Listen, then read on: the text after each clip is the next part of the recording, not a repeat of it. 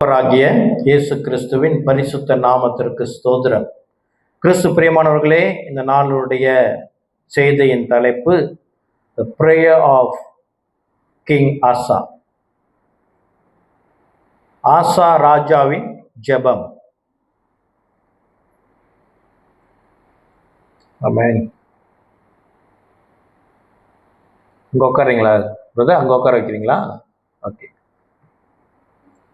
Brother கேலப்பையும் sister அனாவையும் கூட நாங்கள் வாழ்த்தி வர வைக்கிறோம். ஆமென். கரங்களை தட்டி ஆமென். சரி, யார் இந்த ஆசா ராஜா அப்படி என்றால், கிறிஸ்து பிரியமானவர்களே, இவருடைய காரியம் வேதாகமத்தில் 2 புத்தகத்தில் எழுதப்பட்டிருக்கிறது. ஒன்று ராஜாக்கள் 15வது அதிகாரம், இன்னொன்று 2 நாளாகமம் 14, 15, 16 3 அதிகாரங்களில் எழுதப்பட்டிருக்கிறது. சரியா? இப்போ வேதத்துல இந்த ஆசா ஜெபித்த ஒரு ஜெபம் குறிக்கப்பட்டிருக்கிறது 2 நாளாகமம் புத்தகத்திலே. அப்போ அந்த ஜெபத்தை மட்டும் நம்ம பார்க்காதபடி நாம் என்ன செய்ய போகிறோம்? சற்று சிலருக்கு பிடித்த, அநேகருக்கு போரிங்கா இருக்கிற ஒரு காரியத்தை நாம் பார்க்க போகிறோம். என்ன? சரித்திரம். சற்று போய் வருவோமா? ஆமென். சரித்திர பிரியர்களுக்கு இது ஒரு நல்ல உணவாக இருக்கும். சரித்திர பிரியர் இல்லாதவர்களுக்கும் இது நிச்சயமா நல்ல உணவு தான். ஆமென். சரி, கிறிஸ்து பிரியமானவர்களே, இப்போ 2 புத்தகங்கள் இருக்கு. 1 ராஜாக்கள், 2 ராஜாக்கள். பிற்பாடு 1 நாளாகமும் 2 நாளாகமும் இதில் இந்த ஆசாவை குறித்து எழுதப்பட்டிருக்கிறது. சரி, இப்போ யார் இந்த ஆசா ராஜா என்றால், அதுக்கு போகும்போது நம்ம அவர் யார் என்று போவதற்கு முன்பதாக சற்று எனக்கு இது நல்ல வாய்ப்பு இந்த புத்தகங்களை குறித்து சொல்லுவதற்கு நல்ல வாய்ப்பு. என்னவென்றால், இந்த ராஜாக்கள் புத்தகம் இருக்கிறது இல்லையா, 1 ராஜாக்கள் 2 ராஜாக்கள், இதை யார் எழுதினது அப்படி என்பது ஒரு வாதமாக இருக்கிறது. ஒரு புறம். இன்னொரு புறம் பாரம்பரியமாக சில நம்பிக்கைகளும் உண்டு. என்ன நம்பப்படுகிறது என்றால், இந்த புத்தகத்தை எழுதினது அநேகமாக எரேமியாவாக இருக்க வேண்டும். தீர்க்கதரிசியான எரேமியாவாக இருக்க வேண்டும் என்று யூதர்களும் நம்புகிறார்கள், கிறிஸ்தவர்களும் நம்புகிறார்கள். விசேஷமா ஆராய்ச்சியாளர்கள் இதை நம்புகிறார்கள். சில ஆராய்ச்சியாளர்கள், சில ஸ்காலர்ஸ் என்ன நம்புறாங்கன்னா, எரேமியா 36வது அதிகாரம் மற்றும் 45வது அதிகாரத்தில் பாருக் பென் நெரியா அப்படின்னு சொல்லி ஒரு நபர் குறித்து எரேமியா எழுதுகிறார். அவருடைய உதவியோடு கூட எரேமியா இதை எழுதியிருக்க கூடும் என்று சில ஸ்காலர்ஸ் நம்புறாங்க. சரியா? அப்போ என்ன, இந்த புத்தகம் யாரால் எழுதப்பட்டிருக்க வாய்ப்பு உண்டு? எரேமியாவினால எழுதப்பட்ட வாய்ப்பு உண்டு. ஆனாலும் இந்த வேத பகுதி யாரால் எழுதப்பட்டது என்று வேதத்தில் குறிப்பு இல்லை. சரியா? சில புத்தகங்களுக்கு குறிப்பு இருக்கும். விசேஷமாக புதிய ஏற்பாட்டிலே யார் இது எழுதுனா? லூக்கா தன்னை குறிக்கிறார். பவுல் கடிதங்களிலே நானே கைப்பட எழுதினேன் அப்படின்னு சொல்லுகிறார். ஆக அதுல குறிப்புகள் ஒன்று. அநேக புத்தகங்களுக்கு குறிப்பு இல்லை. ஆனாலும் இது நம்பப்படுகிறது எரேமியாவாக இருக்கலாம் என்று. ஆனாலும் சில அநேக ஸ்காலர்ஸ் நம்புகிறது எரேமியா. அதில் சில வேத வல்லுநர்கள் என்ன நம்புகிறார்கள் என்றால், இது எஸ்ராவினால் எழுதப்பட்டிருக்க கூடும், அல்லது எசேக்கியேலினாலும் கூட எழுதப்பட்டிருக்க கூடும் என்று நம்புகிறார்கள். சரியா? ஆனாலும் இது யார் தான் இதை எழுதினா என்பது நமக்கு உண்மையான தெளிவில்லை. ஆனால் ஒன்று மட்டும் நிச்சயம், இது கர்த்தருடைய வார்த்தை. ஆமென். இது நமக்கு ஆசீர்வாதமாக இருக்கிறது. 1 கொரிந்தியர் 10 மன்னிக்கவும் 11, 12 இதெல்லாம் ஏதோ வசனம் கூறி இதெல்லாம் நமக்காக திருஷ்டாண்டமாக எழுதப்பட்டிருக்கிறதாம். அப்படின்றால் நமக்கு உதாரணமாக கடைசி நாட்களிலே நாம் சோர்ந்து போகாதபடி விழுந்து விடாதபடி இருப்பதற்கு நமக்காக எழுதப்பட்ட வேத பகுதிகள் தான் இந்த அனைத்து பழைய ஏற்பாட்டு புத்தகங்களும். சரியா? இதுல என்னென்னலாம் எழுதப்பட்டிருக்கிறது என்று சொன்னால், இஸ்ரவேலுடைய ராஜாக்களுடைய ஆதிக்கியம், சோலமன் விசேஷமாக ஒன்று ராஜாக்கள் என்ன எழுதப்பட்டிருக்கிறது, சோலமன் ராஜாவுடைய ஆட்சியிலிருந்து இவர்கள் சிறைப்பிடிப்புக்கு போன வரைக்கும் இருக்கிற சரித்திர குறிப்புகள் எழுதப்பட்டிருக்கிறது. ராஜா யாருக்கு யார் பிறந்தா, இவங்களுக்கு யார் பிறந்தது, அவங்களுக்கு யார் பிறந்தது, இதெல்லாம் போட்டு என்ன நடந்தது. விசேஷமாக இதுல என்னத்தை நான் பார்க்க முடியும், கர்த்தருக்கென்று வைராக்கியமாக நின்ற ராஜாக்களுடைய பெயர் பட்டியல், கர்த்தருக்கு விரோதமாக செயல்பட்ட ராஜாக்களோட பெயர் பட்டியல். இன்னொன்றும் உண்டு, தேவ பயத்தோடு ஆரம்பிப்பார்கள் ராஜ்ய பாரத்தை, தேவனை விட்டு விலகின ஒரு முடிவிலே அவர்களோட முடிவு எழுதப்பட்டிருக்கும். சரியா? இது ராஜாக்கள் புத்தகத்தில் இருக்கிற சரித்திர குறிப்புகள். சரி, 1 நாளாகமும் 2 நாளாகமும் அதற்கும் இதோடைய எழுத்தாளர் யார் என்று குறிக்கப்படவில்லை. ஆனாலும் இஸ்ரவேலர்களுடைய பாரம்பரிய நம்பிக்கை எதை குறிக்கிறது என்று சொன்னால், அநேகமாக இதை எஸ்ரா எழுதியிருக்க கூடும் என்று நம்புகிறார்கள். யாரு? எஸ்ரா, ஆசாரியன் ஆகிய எஸ்ரா இதை எழுதியிருக்க கூடும். ஆசாரியன் என்று சொல்றதை காட்டும் அவர் ஒரு லேவியன், அவர் இதை எழுதியிருக்க கூடும் என்று விசுவாசிக்கப்படுகிறது. அது மாத்திரமல்லாமல் இந்த புக்கு 1 நாளாகமும் 2 நாளாகமும் இருக்குது இல்லையா, இது ஆக்சுவலி ஒரு புத்தகமாக எழுதப்பட்டதாம். அதோடைய எழுத ஆரம்பிக்கும் பொழுது, ஒரு புத்தகமாக எழுத ஆரம்பிக்கும் பொழுது அந்த நாட்கள் எப்படி எழுதினார்கள், எதில் எழுதினார்கள்,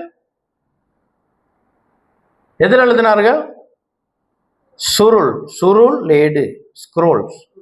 ஆனால் இதோடைய சுருள் எழுதி எப்படி எழுதுவாங்கன்னா, எழுதி சுருட்டுவாங்க தானே. அதோடைய அளவு அதிகமாக வந்ததுனால இதை 2ஆக பிரிக்க வேண்டிய நிபந்தனை வந்தது. எழுதி கொண்டிருக்கும் போது அளவு, அதோட ஸ்க்ரோலோடைய அந்த நீளம் அதிகரித்ததுனால அதை 2ஆக பிரித்து முதல் புத்தகம் 2வது புத்தகம் என்று பிரிக்க வேண்டிய ஒரு சூழ்நிலை வந்ததாம். இந்த நாட்கள் மாதிரி இல்லையே, ஒரே ஃபைலில் எழுதி முடிப்பதற்கு. இதனால அவங்க ஸ்க்ரோல் பாய்ச்சதுனால இந்த நாளாகம புத்தகம் 2ஆக பிரிக்கப்பட்டது என்று ஆய்வு சொல்லுகிறது. சரியா? இதுதான் இந்த 2 புத்தகத்தோடைய மிக ஒரு லேசான அறிமுகம். அது மாத்திரமல்லாமல் இன்னொரு நம்பிக்கையும் உண்டு. நாளாகம புத்தகம் எங்க இருக்கிறது, ராஜாக்கள் புத்தகம் முடிஞ்சு நாளாகம புத்தகம் வருகிறது.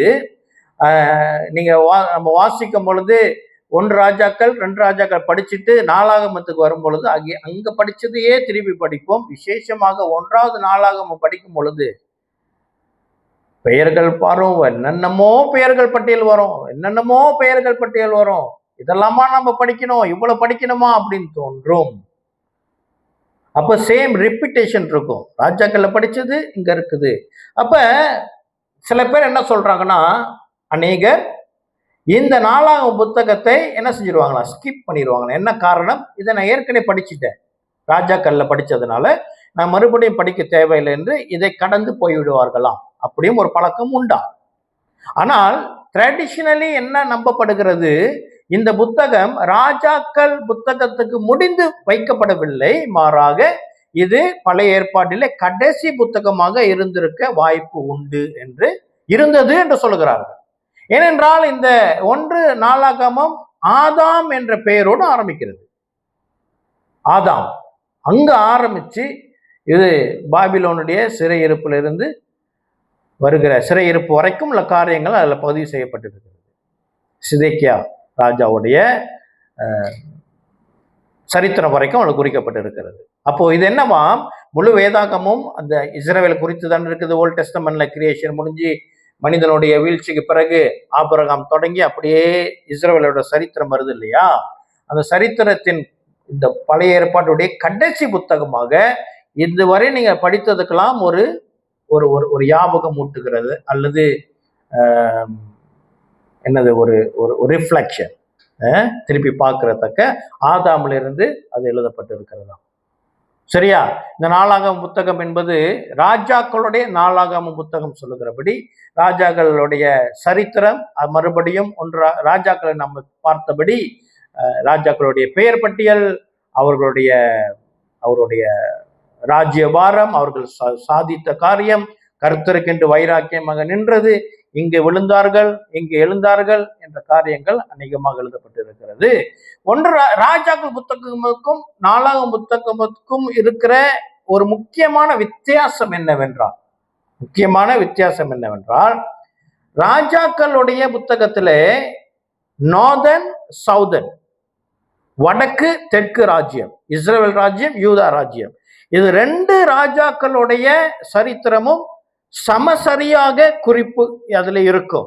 ஆனால் நாளாகம புத்தகத்துல அநேகம் யூதா ராஜ்யத்தை குறித்து தான் அநேக குறிப்புகள் உண்டு. வடக்கு ராஜ்யத்தோட நார்தன் ராஜ்யத்தோடைய அநேக குறிப்புகள் இல்லை. நாங்களோட ராஜாக்களுடைய பெயர் இங்கு அவ்வப்பொழுது வரும். சரியா? ஆனால் இப்ப நம்ம தியானிக்க போகிறது ஆசா ராஜா, கிங் ஆசா. யார் இந்த கிங் ஆசா அப்படி என்றால் இவர் தாவீதிலிருந்து 5வது ராஜா. இதெல்லாம் ஒரு ஈஸி ரெஃபரன்ஸ் நமக்கு வேண்டும் என்றால், ராஜாக்களோட பட்டியல் எனக்கு வேணும் அப்படின்னா எங்க பார்ப்பீங்க? ராஜாக்களுடைய பட்டியல் யார் ராஜா இருந்தா, யாருங்க இருந்தா அப்படின்னா யூத சாம்ராஜ்யத்திலே, அதாவது கீழே தெற்கு. அப்படி என்றால் எங்க பார்க்க முடியும்? மத்தேயுல பார்க்க முடியும். மத்தேயு முதல் அதிகாரம், திருப்போம் மத்தேயு முதல் அதிகாரத்திலே பெயர் பட்டியல், ஜீனியாலஜி.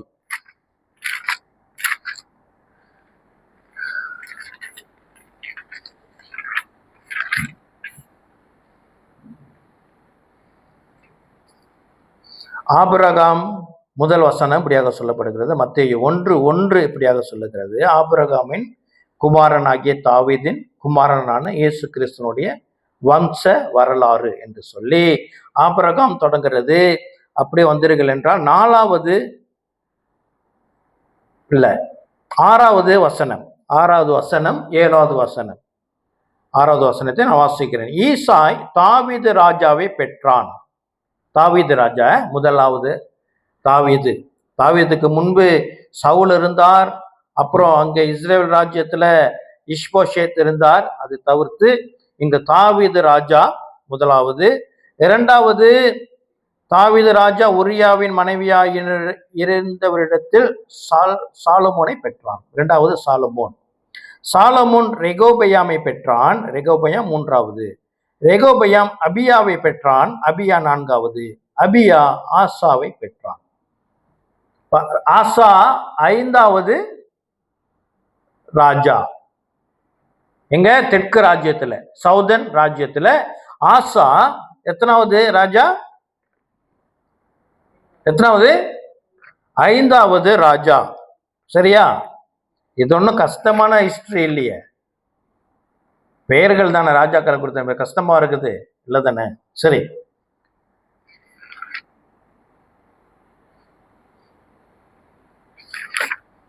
இப்போ நம்ம அவருடைய சரித்திர குறிப்புகளை 2 நாளாகமம் 14வது அதிகாரத்திலிருந்து 16வது அதிகாரம் வரைக்கும் சற்று வேகமாய் நாம் வாசிக்க போகிறோம்.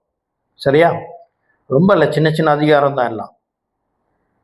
14வது அதிகாரம் முதல் வசனத்திலிருந்து 7வது வசனம் வரைக்கும் ஆசாவுடைய ஒரு அஸ்திபாரம் அவனை குறித்து எழுதப்பட்டிருக்கிறது. நான் வாசிக்கிறேன், கவனமா கேளுங்க. அபியா 2 நாளாகமம் 14வது அதிகாரம். அபியா தன் பிதாக்களோட நித்திரை அடைந்த பின் அவனை தாவீதின் நகரத்தில் அடக்கம் பண்ணினார்கள். அவன் ஸ்தானத்தில் அவன் குமாரனாகிய ஆசா ராஜாவானான். இவனுடைய நாட்களில் தேசம் 10 வருஷம் மட்டும் அமெரிக்கையா இருந்தது. ஆசா தன் தேவனாகிய கர்த்தரின் பார்வைக்கு நன்மையும் செம்மையுமானதை செய்தான். அப்ப ஆசா என்ன ராஜா? ஆக்சுவலி அவன் நல்ல ராஜா. அவன் முடிவில் சில மிஸ்டேக்ஸ் இருக்குது. அவன் தொடக்கம் எப்படி இருக்கிறது? வேதாகமம் சாட்சி கொடுக்கிறது. அவன் கர்த்தரின் பார்வைக்கு நன்மையும் செம்மையுமானதை செய்தான்.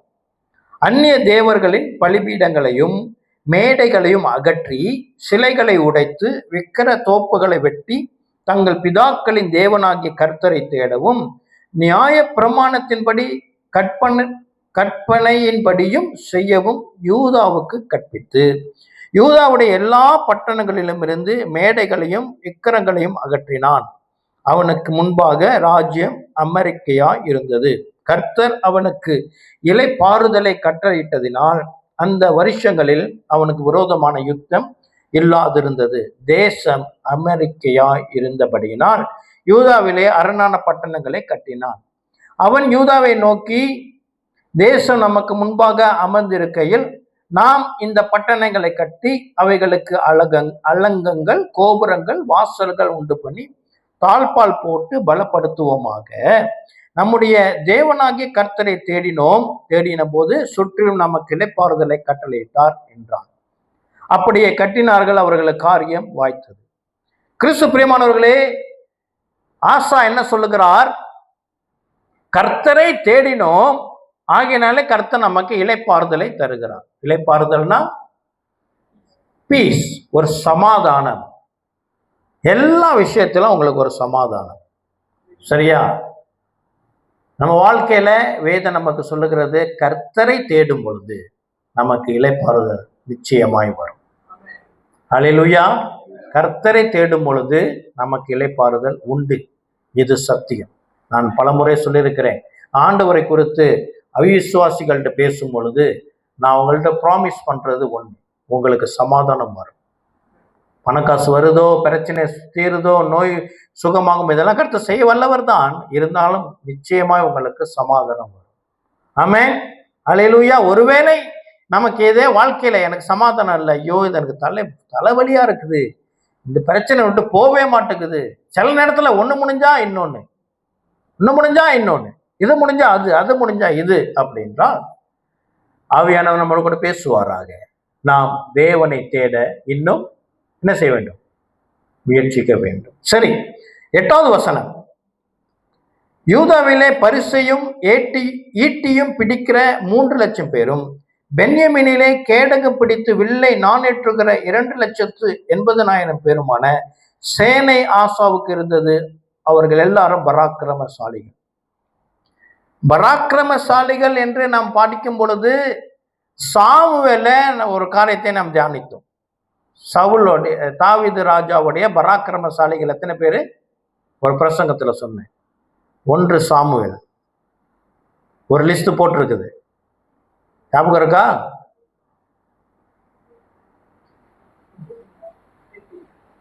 முப்பத்தி 6 பராக்கிரமசாலிகள்.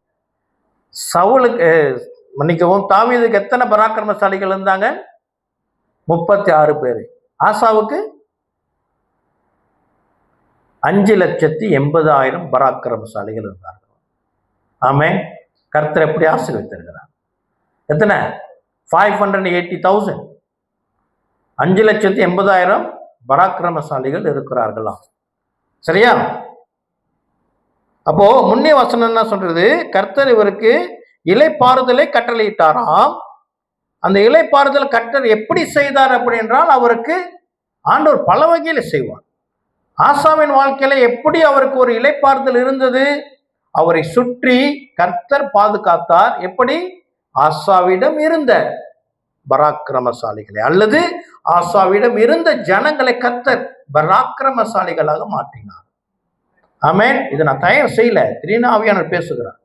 எப்படின்னா, நம் வாழ்க்கையில கர்த்தர் நமக்கு சமாதானத்தை எப்படி வைப்பார்? வெளியிலிருந்து ஒன்று உள்ள வர தேவையில்லை. நம்மிடம் இருக்கிறதை கர்த்தர் பராக்கிரமசாலியாக மாற்றுவார். ஆமென். ஒருவேளை நம்ம வாழ்க்கையில ஒரு பிரச்சனை, தீராத பிரச்சனை, அல்லது ஒண்ணு முடிஞ்சு ஒண்ணு இதற்கு தீர்வு நான் வெளியிலேருந்து தேடணுமா? இல்லை. கர்த்தர் உங்கள் பிள்ளைகளை கொண்டு உங்களை உயர்த்துவார். உங்கள்கிட்ட இருக்கிற ஒரு திராணியை கொண்டு அவர் உங்களை உயர்த்துவார். நம்மிடம் இருக்கிற ஏதோ ஒன்று நம்ம பார்ப்போம், ஐயோ இது எதுக்குமே உதவலையே, கர்த்தர் அதை மாற்றுவார். ஆமென். ஆகாது என்று தள்ளின கல்லே மூளை கல் ஆயிற்று. அல்ல ஒருவேளை நம்ம சொல்லுவோம், ஐயோ இது எனக்கு உபயோகமே இல்லையா அப்படின்னு நம்ம தள்ளி போட்டிருப்போம். ஏதோ ஒரு திறமையா இருக்கலாம். வாலிப பிள்ளைங்க ஏதோ ஒரு திறமை ரொம்ப நாளா இருக்குது, நான் பயன்படுத்துறதே இல்லைங்க அப்படின்னா, கர்த்தர் அதை கொண்டு நம்மை உயர்த்த வல்லவராக இருக்கிறார். ஆமென். சரி, 9வது வசனம். 9வது வசனத்துல ஒரு காரியம் நடக்குது. அவர்களுக்கு விரோதமாக எத்தியோப்பியனாகிய சேரா 10 லட்சம் பேர்களை சேர்ந்த சேனையோடும் 300 ரதங்களோடும் புறப்பட்டு மரேசா மட்டும் வந்தான். அப்பொழுது ஆசா அவனுக்கு எதிராக புறப்பட்டான். மரேசாவுக்கு அடுத்த செப்பாத்தா என்னும் பள்ளத்தாக்கில் யுத்தத்திற்கு அணிவகித்து நின்றார்கள். இப்போ எத்தியோப்பியா தேசத்திலிருந்து எத்தியோப்பியனாகிய சேரா எத்தனை பேரை கொண்ட ஒரு இராணுவத்தை கொண்டு வந்திருக்கிறான் என்றால் 10 லட்சம், 1 மில்லியன் சோல்ஜர்ஸை கொண்டு வந்து நிற்கிறான். அதாவது ஏறக்குறைய ஆசாவிடம் இருக்கிற இராணுவத்தை காட்டிலும் டபுள். இங்க 5,80,000, அங்க 1 மில்லியன், ஆல்மோஸ்ட் டபுள் தான், கொஞ்சம் குறையுது. அப்ப யுத்தத்துக்கு வரும் பொழுது நம்ம சாதாரணமா யோசிக்கும் பொழுது எதிரில் நிக்கிற இந்த ஆர்மி எப்படி இருக்குது, டபுளா இருக்கு அந்த சைஸ். அப்ப இங்க என்ன செய்வாங்க, முடிஞ்ச அளவுக்கு என்ன செய்ய பார்ப்பாங்க, வெள்ளக்குடையை காமிச்சு சமாதானத்தை பேசலாம் பார்ப்பாங்க. ஆனா ஆசா என்ன செய்யறார், அவர் யுத்தத்துக்கு போய் நிற்கிறார். அவர் எந்த தைரியத்தில் போய் நின்னார் என்றால், அடுத்த வசனம் மிகவும் அழகான வசனம். அடுத்த வசனம் மிகவும் அழகான வசனம். அது ஆசாவின் ஜெபம். நான் வாசிக்கிறேன். ஆசா தன் தேவனாகி கர்த்தரை நோக்கி கூப்பிட்டு, கர்த்தாவே, பலம் உள்ளவனுக்காகிலும் பலனற்றவனுக்காகிலும் உதவி செய்கிறது உமக்கு லேசான காரியம். எங்கள் தேவனாகிய கர்த்தாவே, எங்களுக்கு துணை நில்லும். உம்மை சார்ந்து உம்முடைய நாமத்தில் ஏராளமான இந்த கூட்டத்திற்கு எதிராக வந்தோம். கர்த்தாவே, நீர் எங்கள் தேவன், மனுஷர் உம்மை மேற்கொள்ள விடாதேயும் என்றான். இது ஆசாவனுடைய ஜெபம்.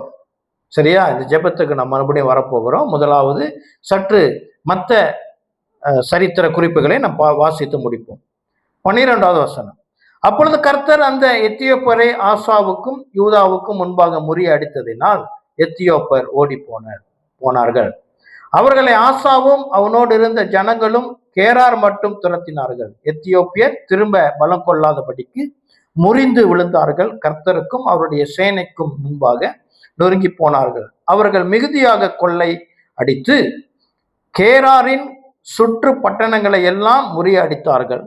கர்த்தரால் அவர்களுக்கு பயங்கரம் உண்டாயிற்று. அந்த பட்டணங்களை எல்லாம் கொள்ளையிட்டார்கள். அவைகளில் கொள்ளை மிகுதியாய் அகப்பட்டது. மிருக ஜீவன்கள் இருந்த கொட்டரங்களையும் அவர்கள் இடித்து போட்டு திரளான ஆடுகளையும் ஒட்டகங்களையும் சாய்த்து கொண்டு எருசலேமுக்கு திரும்பினார்கள். சரியா? இது 14வது அதிகாரம் முடிவு வருகிறது. அப்ப ஆசாவுடைய ஜெபத்துக்கு கர்த்தர் பதில் கொடுத்தார். அதனாலே ஆசாவுக்கு ஜெயம் வந்தது. ஆமென், அல்லேலூயா. நாம் ஜெபிக்கும் பொழுது கர்த்தருடைய ஜெபம் நமக்கு ஒரு ஜெபிச்சுட்டா ஆண்டவர் பேசிட்டார் அப்படி அல்ல, கர்த்தர் அதை செயல்படுத்துவார். ஆமென். கர்த்தர் நிச்சயமாய் செயல்படுத்துகிற தேவன் நமக்கு நிச்சயமாய் கர்த்தர் வெற்றி கொடுப்பார். அல்லேலூயா. 15வது அதிகாரம். 15வது அதிகாரத்துல 1 to 7 முடிய ஒரு தீர்க்கதரிசி இந்த ஆசாவோட கூட பேசுகிறார். அதாவது கர்த்தர் ஆசாவிடம் பேசின, இப்போ ஆண்டவர்கிட்ட அவர் முதல் அதிகாரத்துல சொல்லுது, என்ன வேதம் சொல்லுகிறது, கர்த்தரின் பார்வைக்கு நன்மையும் செம்மையுமானதை இந்த ராஜா செய்தான். 1.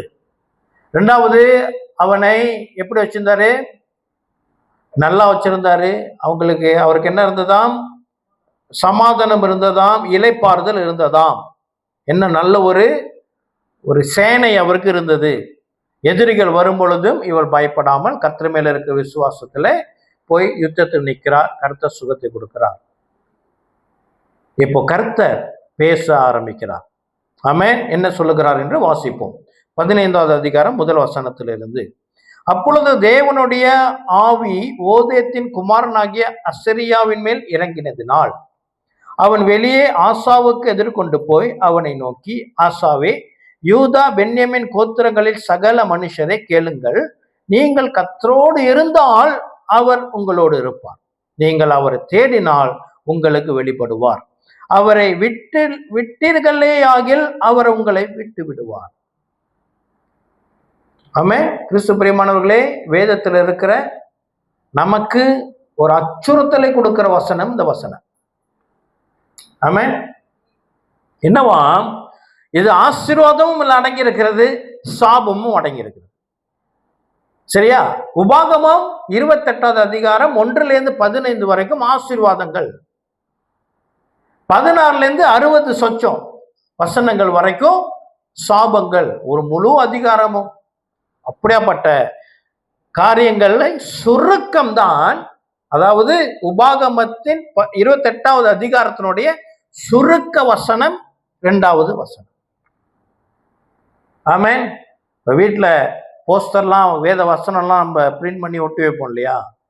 பிரிண்ட் பண்ணுறது குறைவு ரெடிமேடாக கிடைக்கும். அப்படி பிரிண்ட் பண்ணுற வசதியெல்லாம் இருந்துச்சுன்னா இந்த வசனத்தெல்லாம் நம்ம எழுதி ஒட்டினா மிகவும் பிள்ளைகளுக்கு ஆசீர்வாதமாக இருக்கும், நமக்கும் ஆசீர்வாதமாக இருக்கும். என்ன, அவன் வெளியே ஆசாவுக்கு எதிர்கொண்டு போய் அவனை நோக்கி, ஆசாவே, யூதா பென்யமின் கோத்திரங்களின் சகல மனுஷரை கேளுங்கள். நீங்கள் கர்த்தரோடு இருந்தால் அவர் உங்களோடு இருப்பார். என்ன நிபந்தனை? கர்த்தர் நம்மோடு இருக்கணும் அப்படின்னா ஒரு நிபந்தனை உண்டு, நாம் அவரோடு இருக்க வேண்டுமா? அல்லேலூயா. இரண்டாவது என்ன, நீங்கள் அவரை தேடினால் உங்களுக்கு வெளிப்படுவார். நிச்சயமாய் அவர் போய் ஒளிந்து கொள்ளுகிறவர் அல்ல, நமக்கு முகத்தை காட்ட மாட்டேன் என்று சொல்லுகிறவர் அல்ல. நம்ம அவரை தேடும் போது அவர் நிச்சயமாய் வெளிப்படுவார். மூன்றாவது, அவரை விட்டேர்கள் ஆகில் அவர் உங்களை விட்டு விடுவார். ஆமென். இப்ப ஆண்டவர் நம்ம கூட இருக்கணுமா இல்லையான்னு தீர்மானிக்கிறது அவர் இல்லை, நம்ம very individual. It is not me. I mean, அதாவது என்னுடைய பெற்றோர் அல்ல, என்னுடைய பாஸ்டர் அல்ல, என்னுடைய நண்பர்கள் அல்ல, என்னுடைய உறவினர்கள் அல்ல, என்னோட ஸ்பௌஸ், என்னோட மனைவி அல்ல, இந்த சமுதாயம் அல்ல, என்னோட குடும்பம் அல்ல தீர்மானிக்கிறது கர்த்தர் என் கூட இருக்கணுமா இருக்கக்கூடாதா என்று சொல்லி. அது நான் எடுக்கிற தீர்மானம். என்னுடைய பெற்றோர் பயபக்தியா இருக்கிறதுனால ஆண்டவர் என்னோட கூட இருப்பாரா? ஆண்டவர் ஜெபத்தை கேட்பார், பாதுகாப்பார் உண்டு. ஆனால் ஆண்டவர் என்னோட இருக்கணும்னா நான் ஆண்டவர் தேடணும். அல்லேலூயா. சரி, அப்போ 2வது வசனம் மிகவும் அழகான வசனம். இது கோடிட்டு வச்சுக்கொள்ளுங்க. கர்த்தர் இந்த வசனத்தை நம்ம அடிக்கடி வாசிக்கும் பொழுது நமக்கு ஒரு எச்சரிக்கையை கர்த்தர் நம்ம கொடுப்பார். ஆமென். சரி, 3வது வசனம், இஸ்ரவேலிலே அநேக நாளாய் மெய்யான தேவனும் இல்லை, உபதேசிக்கிற ஆசாரியனும் இல்லை, வேதமும் இல்லை. இங்க பாருங்க, இந்த சம்பவம் எங்க நடக்குது? இது ஒரு சரித்திரத்துக்கு வரப்போகிறோம். ஆசா யூதா தேசத்தினுடைய ராஜா, அதாவது தெற்கு ராஜ்யம், சவுதர்ன் கிங்டம். மேல இருக்கிற கிங்டம் 10 கோத்திரங்கள் உடையது, அதற்கு இஸ்ரவேல் என்று பெயர் கொடுக்கப்பட்டிருக்கிறது. அப்போ யூதா ராஜ்யத்துக்கிட்ட இவர் என்ன சொல்றாரு 2வது வசனத்துல, நீங்க ஆண்டவர் தேடினீங்கன்னா ஆண்டவர் உங்களோட இருப்பார், ஆண்டவர் பிடிச்சிட்டீங்கன்னா உங்களை விட்டு விலக மாட்டாரு, நீங்க விட்டுட்டீங்கன்னா உங்களை விட்டுவாரு சொல்லி ஒரு உதாரணத்தை காட்டுகிறார். இது உங்களுக்கு மேல இருக்கிற ராஜ்யம் இஸ்ரவேல். இஸ்ரவேல் என்ன இல்லையாம், இஸ்ரவேலில் அநேக நாளாய் மெய்யான தேவனும் இல்லை, உபதேசிக்கிற ஆசாரியனும் இல்லை, வேதமும் இல்லை. 3 காரியங்கள் அவங்க வாழ்க்கையில் இல்லையா? என்ன இல்லை? அங்க தேவன் இல்லையாம், முதலாவது தேவன் இல்லையாம், உபதேசிக்கிற ஆசாரியன் இல்லையாம், அங்கு வேதமும் இல்லையாம். என்ன இது புதுசா இருக்குதா இல்லையா? இந்த காரியம் புதுசா. எத்தனை பேர் சொல்றீங்க அங்க ஆசாரியன் இல்லையா, வேதம் இல்லையா?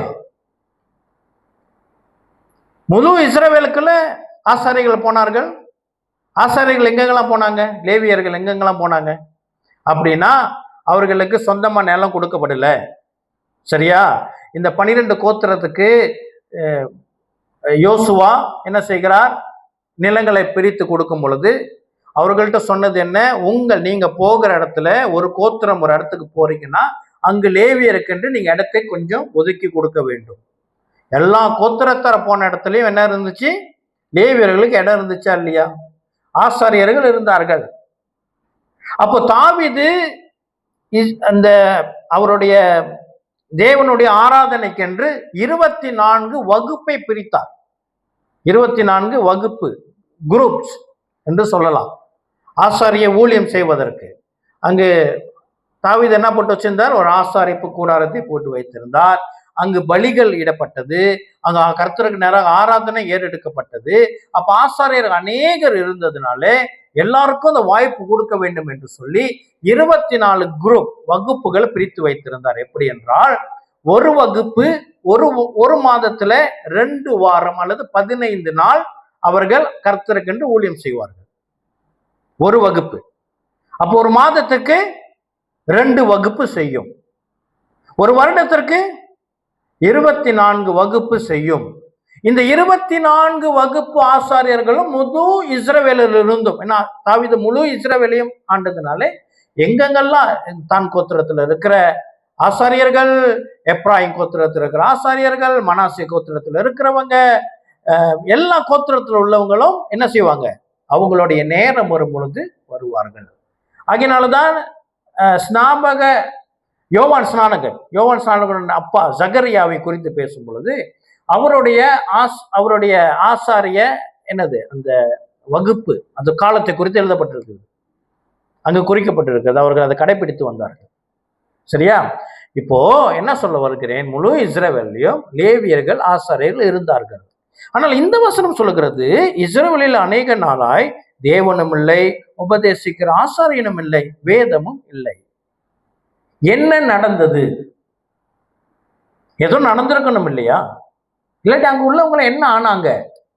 அப்படி என்றால் வேதத்திலே அருமையான சரித்திர குறிப்பு உண்டு. Very interesting.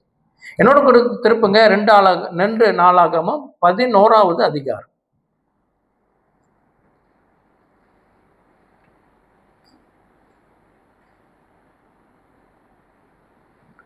2 நாளாகமம் ஒரு 2 பேஜ் திருப்பினீங்கன்னா வந்துடும். 2 நாளாகமம் 11வது அதிகாரத்துல ஒரு காரியம் எழுதப்பட்டிருக்கிறது. வசனம் 12, 13.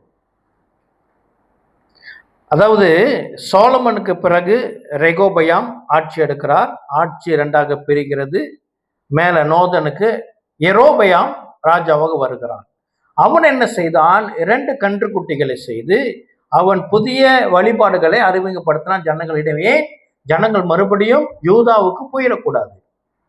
ஜனங்கள் யூதாவுக்கு ஆலயத்திற்கு போனார்கள் என்று சொன்னால் மறுபடியும் அந்த ராஜாவின் பக்கம் இவர்கள் திரும்பிடுவார்கள் என்று சொல்லி என்ன செய்யறான்? எரோபயாம் இஸ்ரவேல்ல 10 கோத்திரமும் யூதா தேசத்திற்கு போகாதபடி வழிபாடுகளை இங்கேயே நீங்க செய்கள் என்று சொல்லி புதிய தெய்வங்களை அறிமுகப்படுத்துகிறான். இது கன்றுக்குட்டிகளை செய்து மேலே 1 கீழே 1, அதாவது அந்த இஸ்ரவேலுக்குள்ளாக 2 வழிபாடு தலங்களையும், அப்புறம் எல்லா தெய்வ வழி வைக்கிற தோப்பு, வேற என்னது இந்த பாகால் தெய்வம், எல்லா வழிபாடுகளையும் அவன் உள்ளே தன்னுடைய ராஜ்யபாரத்தை காப்பாற்றிக் கொள்வதற்கு. சரியா? நான் ஆண்டவர் தான் கொடுத்தாரு. ஆண்டவர்கிட்ட முப்பைக்கு இந்த ராஜ்யபாரத்தை ஆண்டவர் தான் கொடுத்தாரு எரோபியாம். இப்ப செஞ்சுட்டான். செஞ்ச பொழுது அங்க கர்த்தருக்கு நேரான ஆராதனை இல்லை. இஸ்ரவேல்ல கர்த்தரை ஆராதிக்கிற ஒரு வழிபாடு இல்லாமல் போயிற்று. அப்பொழுது அங்கிருந்த லேவியர்கள் ஆசாரியர்களுக்கு வந்த நிலைமை என்ன அப்படின்னு இந்த வசனம் தெளிவாக சொல்லுகிறது. 12வது வசனம். யூதாவும் பென்யமீனும் அவன் பட்சத்தில் இருக்க ஒவ்வொரு பட்டணத்திலும் பரிசைகளையும் ஈட்டிகளையும் வைத்து அவர்களை மிகுதியாய் பலப்படுத்தினான். இஸ்ரவேலெங்கும் இருக்கிற ஆசாரியரும் லேவியரும் தங்கள் எல்லா எல்லைகளும் இருந்து அவனிடத்தில் வந்தார்கள். எங்கிருந்து வந்தாங்களா? ரெகோபயாம் இடத்துக்கு வந்தாங்களா, யூதா தேசத்திற்கு. 14வது வசனம். லேவியர்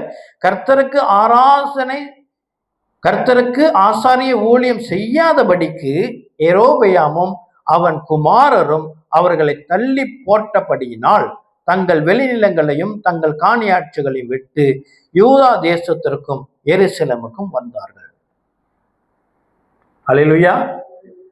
முழு லேவியர்களும் எங்க வந்தாங்க? இப்ப இஸ்ரவேலுக்குள்ளாக, மன்னிக்கவும், யூதா தேசத்துக்குள்ள வந்துட்டாங்க. இந்த வசனத்தை வாசிக்கிற வரைக்கும் நானும் நினைச்சு கொண்டிருந்தேன். சில ஸ்காலர்ஸும் சொல்லி நான் கேட்டிருக்கிறேன். என்ன, யூதா தேசத்துல இருந்த 2 கோத்திரம் மாற்றம் இருந்தார்கள். ஒன்று யூதா கோத்திரம், இன்னொன்று பெஞ்சமின் கோத்திரம். லேவியர்கள் கொஞ்சம் பேர் இருந்தார்கள் என்று. ஆனா இந்த வசனம் சொல்லுகிறது முழு லேவியரும் வந்துட்டாங்க. அப்ப யூதா தேசத்துல 3 கோத்திரம் இருந்தது. இந்த வசனம் நமக்கு உறுதிப்படுத்துகிறது. மற்ற தேசங்களிலே மற்ற கோத்திரங்கள் இல்லையா? யார் எங்க இருந்தா நமக்கு என்னையா அப்படின்னு நம்ம நினைக்கலாம். இது ஒரு சரித்திரம். இது மிக முக்கியமான ஒரு பாயிண்ட். ஆமென். கர்த்தர் நமக்கு வெளிப்படுத்தியிருக்கிறார். சரியா? இப்போ மறுபடியும் நாம் 2 நாளாகவும் 15வது அதிகாரத்துக்கு போவோம். அப்போ ஆண்டவர் என்ன எச்சரிக்கிறார்? ஒரு உதாரணத்தை காட்டுகிறார் ஆசாவிடம். நீ என்னோடு கூட இருக்கிறாய், மகிழ்ச்சி, நானும் உனக்கு உதவி செய்தேன், மகிழ்ச்சி. இப்போ நீ என்னை விட்டு பிரியக்கூடாது. நீ பிரிந்தேயானால் அவர்களுக்கு நடந்த நிலைமை உனக்கும் நடக்கும். அப்படி என்று கர்த்தர் உதாரணத்தை இஸ்ரவேலை கொண்டு ஆசாவுக்கு கற்பிக்கிறார். அதுதான் இந்த 2வது வசனம், 3வது வசனம். அப்ப இஸ்ரவேலுடைய பாவம் என்ன? அவர்கள் அந்நிய தேவ பக்கம் திரும்பினார்கள். அவர்கள் வேதத்தை விட்டு விட்டார்கள். தேவனுடைய ஆசாரியனை விட்டு விட்டார்கள். கிறிஸ்து பிரியமானவர்களே, நாம் தேவனை விட்டு பிரியக்கூடாது என்றால், ஒன்று, உபதேசத்தை நாம் விட்டுவிடக்கூடாது.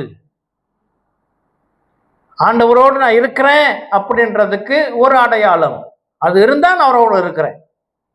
அப்படி என்ன அடையாளம் என்றால், அவருடைய உபதேசத்துல நாம் தரித்திருக்க வேண்டும். அப்ப என்ன? நாம் உபதேசத்தை கேட்கிறவர்களாக இருக்க வேண்டும். 2வது, வேதத்தை விட்டு நாம் விலகிடக்கூடாது. மிக மிக மிக மிக முக்கியம். ஆமென். சரி, அப்படியே வாசித்து வந்தோம் என்று சொன்னால் 4வது வசனம். தங்கள் நெருக்கத்திலே இஸ்ரவேலின் தேவனாய் கர்த்தருக்கு திரும்பி அவரை தேடின போது அவர் அவர்களுக்கு வெளிப்பட்டார். அப்பையும் அவர்களை நெருக்கப்பட்டார்கள். இஸ்ரவேலர்கள் நெருக்கப்பட்ட பொழுது கர்த்தரை தேடினார்கள். அப்பொழுது கர்த்தர் அவர்களுக்கு வெளிப்பட்டாராம். எப்படி வெளிப்பட்டார் அப்படி என்றால், நம் ராஜாக்கள் புத்தகத்தை வாசிக்கும் பொழுது கர்த்தர் அங்கே தீர்க்கதரிசிகளை வைத்திருந்தார். பிரதான தீர்க்கதரிசிகள் யாரு? எலியா அங்க இருந்தார். எலியா யூதா கோத்திரத்துல இல்ல, யூதா சவுதன்ல இல்ல, எலியா நார்தன்ல இருந்தவர். ஆனா எலியா ஒரு இடத்துல சவுதன் ராஜ்யத்திற்கு ஒரு கடிதத்தை எழுதி தீர்க்கதரிசி எழுதி அனுப்புறார். சரி, அது வேற கதை. சரியா? இப்போ ஆண்டவர் அங்க இஸ்ரவேலை கைவிடவில்லை, அவர்களை எச்சரித்து கொண்டே இருந்தார். எலியா வந்தார், எலிசா வந்தார். இப்ப சவுதன்ல இருக்கிற தீர்க்கதரிசிகள்ல யாரு ரொம்ப பெரியவர்? அதாவது பெரியவர்னா பெரிய தீர்க்கதரிசி புத்தகம் இருக்கு இல்லையா, not by the capability, but அவங்களுடைய சரித்திரம், அவங்களுடைய தீர்க்க தரிசன புக்கு பெருசா இருக்கிறதுனால பெரிய தீர்க்க தரிசிகளும், தீர்க்க தரிசன புத்தகம் கொஞ்சமா இருக்கிறதுனால சிறிய தீர்க்க தரிசனம் என்று சொல்லுவாங்க. மேஜர் ப்ராஃபட், மைனர் ப்ராஃபட்ஸ் சொல்லுவாங்க. இப்ப யூதா தேசத்துல இருந்த ஒரு மேஜர் ப்ராஃபட் யார் அப்படின்னா ஏசாயா இங்க சவுதன்ல இருந்தவர். இல்ல, இப்ப நான் சொல்றது எத்தனை பேர் ஆசீர்வாதமா இருக்கும் தெரியல, அது மிகவும் ஆச்சரியமா இருக்குது. இவ்வளவு நாள் பைபிள் வாசிக்கிறோம். எலியா தெரியும், எலிசா தெரியும், ஏசாயா தெரியும், எரேமியா தெரியும். இவங்கெல்லாம் எங்க இருந்தாங்க? 2 பகுதி இருக்குதே, அங்க இருந்தவங்களா இங்க இருந்தவங்களா? எங்க இருந்தா என்ன பேசி முடியா அப்படின்னு சொல்லி நினைக்கிற சில குரல் எனக்கு விளங்குது. இருந்தாலும் கர்த்தர் உங்களை ஆசீர்வதிப்பாராக. என்ன மிகவும் முக்கியம், எரேமியா சவுதன், ஏசாயா சவுதன். சரியா? இப்போ மேல இவ்வாறான நல்ல தீர்க்கதரிசியில கர்த்தர் வைத்ததுக்கான காரணம் என்ன? அவர்கள் மேலேயும் கர்த்தர் அன்பாயிருந்தார், அவர்கள் மேல் கர்த்தர் நேசித்தார். சரியா? அப்படியே நம்ம தொடர்ந்து வாசிப்போம். ஜாதியை 6வது வசனம். ஜாதியை ஜாதியும் பட்டணத்தை பட்டணமும் நொறுக்கினது, தேவன் அவர்களை சகலவித இடக்கத்தினிலும் கலங்க பண்ணினார். அப்படி இருந்து இந்த 15வது வசனம் அதிகாரம் முழுமையாக அவரோட கூட பேசின காரியம். 7வது வசனம் வரைக்கும் தீர்க்கதரிசி பேசின காரியம் உண்டு. 8வது வசனம்.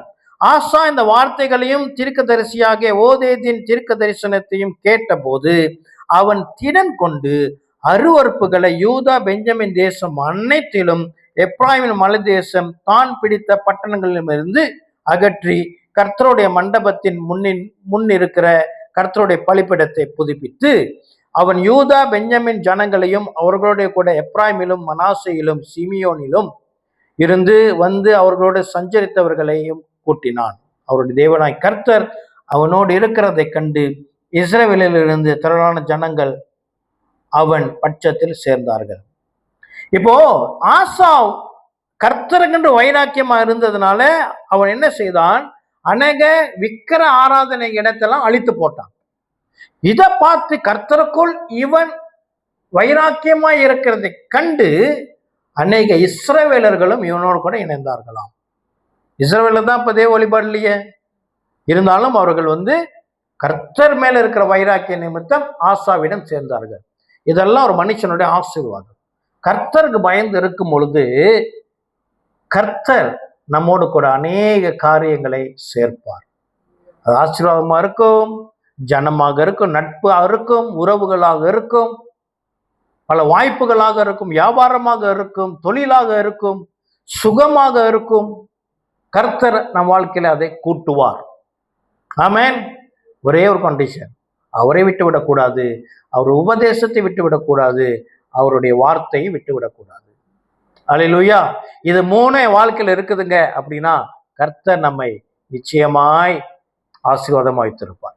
சரி, அப்படியாக நாம் வாசித்தோம் என்று சொன்னால் 16வது அதிகாரத்துல அவருடைய ஒரு வீழ்ச்சியை குறித்து எழுதப்பட்டிருக்கிறது. 16ஆம் அதிகாரத்துல என்ன நான் வாசிக்கிறேன். முதல் வசனம், ஆசா அரசாண்ட 36ஆம் வருஷத்திலே இஸ்ரவேல் ராஜாவாகிய பாஷா யூதாவுக்கு விரோதமாய் வந்து, இது சினிமா பாஷா அல்ல, இது இஸ்ரவேல்ல ஒரு ராஜா இருந்தானாம், அவன் பேர் பாஷா.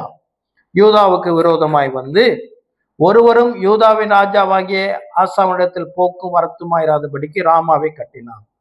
அப்பொழுது ஆசா கர்த்தருடைய ஆலயத்தில் வேணா மேல இஸ்ரவேல் தேசம், கீழே யூதா தேசம். இஸ்ரவேல்ல இருந்து யூதா தேசத்திற்கு அநேக இஸ்ரேலுக்கு சேர்ந்தார்கள் என்று வாசித்தோம். சரியா? இவர்கள் யூதா தேசத்துக்கு வருகிற ஒரு பாதை என்னன்னா, இந்த இடம் ராமா என்று சொல்லப்படுகிற இந்த இடம். அந்த இடத்துல இவன் ஒரு பட்டணத்தை கட்டி என்ன செய்யறான், இந்த ஜனங்கள் யூதாக்கு போகாதபடி ஒரு தடையை விதிக்கிறான். யாரு? இந்த பாஷா.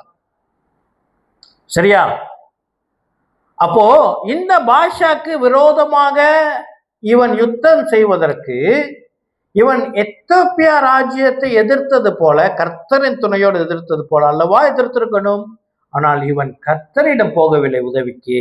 இவன் யார்கிட்ட போனானா, 2வது வசனம், அப்பொழுது ஆசா கர்த்தருடைய ஆலயத்திலும் ராஜாவின் அரண்மனையும் உள்ள பொக்கிஷங்களில் உள்ள வெள்ளியும் பொன்னையும் எடுத்து தமஸ்குவில் வாசம் பண்ணுகிற பெனதாத் என்னும் சீரியாவின் ராஜாவிற்கு அனுப்பி எனக்கு உதவி செய்யும் என்று அடுத்த வசனங்களை அவன் சொல்லுகிறான்.